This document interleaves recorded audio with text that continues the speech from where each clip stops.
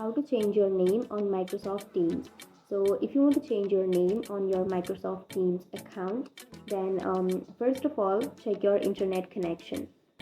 And after checking the internet connection, now simply open up your Microsoft Teams application and make sure to log into your account.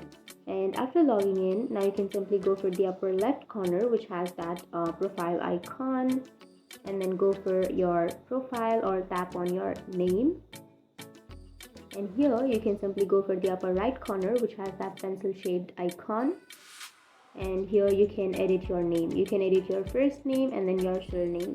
So if you want to change your name on your Microsoft account, then you can simply tap on that, and then you can remove that and add another username or another name, and then tap on the tick which is on the upper right.